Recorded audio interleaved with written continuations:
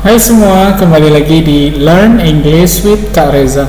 How are you today? I hope you are doing well ya. So today kita mau belajar tentang suggestion and offer, yaitu memberikan saran dan tawaran dalam bahasa Inggris. Nah, di kesempatan kali ini kita mau fokus ke offer, yaitu tawaran atau penawaran. Untuk kalian yang belum melihat pembahasan tentang suggestion atau mungkin lupa, kalian bisa lihat di part 1, linknya ada di deskripsi. Kalian bisa cek di situ.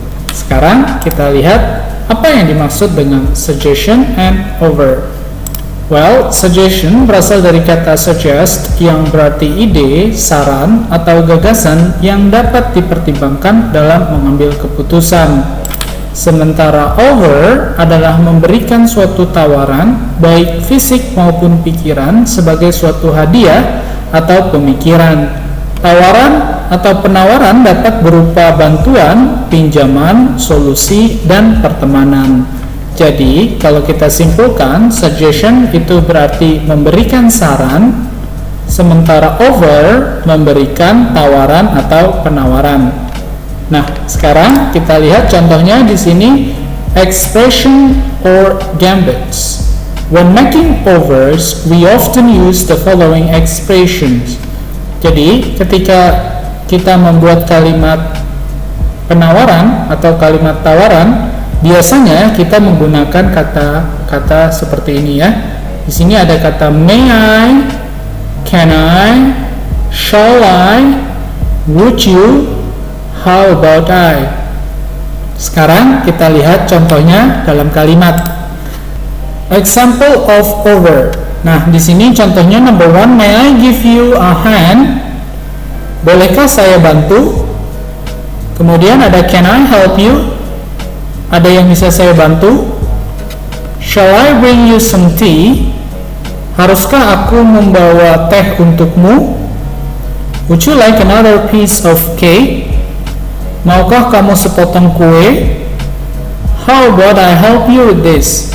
Bagaimana kalau aku membantumu seperti ini? Can I clean the car for you? Bolehkah aku membersihkan mobil untukmu? Shall I help you with your homework? Haruskah aku membantumu mengerjakan tugas rumahmu? I will do the washing if you like. Aku akan mencuci jika kamu inginkan. Nah, jadi ketika membuat kalimat over, kalian bisa pakai kata-kata may I, can I, shall I, would you, how about, can I, shall I, atau bisa menggunakan kata I will do. Oke, seperti itu ya. Jadi sekarang kita lihat contoh selanjutnya. Di sini kita bahas secara detail. Contohnya ada kata may I yang artinya bolehkah saya? The bag that you bring looks so heavy. May I give you a hand? Jadi tas yang dibawanya itu terlihat sangat berat. Nah, di sini kita bisa membuat kalimat tawaran dengan cara membantunya membawakan. Maka kita bilang may I give you a hand? Bolehkah saya bantu? Oke, kemudian yang kedua can I yang artinya bisakah saya? Di sini contohnya I'm in the meeting right now. Can I call you back? Di sini penelponnya mungkin sedang meeting ya, sehingga dia meminta untuk menelpon kembali. Can I call you back? Bisakah saya telepon lagi nanti? Lanjut, would you yang artinya maukah kamu? Welcome to our restaurants. Would you like take an order, sir? Ya, di sini contohnya seorang waiter yang mengucapkan selamat datang di restoran kita. Maukah kamu melakukan pesanan sekarang, Pak? Ya, kemudian how about I? Yang berarti bagaimana kalau? Contoh kalimatnya menjadi how about I go first then buy the ticket for both of you. Nah, di sini artinya bagaimana kalau saya pergi duluan lalu membelikan tiket untuk kalian berdua. Misalnya contohnya kalian ingin nonton film di bioskop, tetapi kalian tidak bisa berjalan secara bersamaan. Nah, temanmu menawarkan solusi, bagaimana kalau saya pergi duluan? Nanti di sana saya beliin tiket buat kalian berdua. Seperti itu ya contohnya. Nah, sekarang kita lihat responding to offer. Jadi, offer atau tawaran tadi itu bisa kita terima, accepting offer, atau kita tolak, declining offer. Contohnya kita lihat misalnya di sini ada can I help you? Nah, apabila kita menerima tawaran tersebut, kita bisa bilang yes please, I really appreciate it. Ya, terima kasih, aku akan sangat menghargainya. Atau apabila kita menolaknya, kita bilang it's okay, I can do it myself. Oh, nggak masalah, aku bisa melakukannya sendiri kok. Ya. Kemudian contoh berikutnya, shall I bring you some tea? Haruskah aku membawa teh untukmu? Nah, apabila kita ingin minum teh, kita bilang thank you, it's very kind of you. Terima kasih, kamu sangat baik.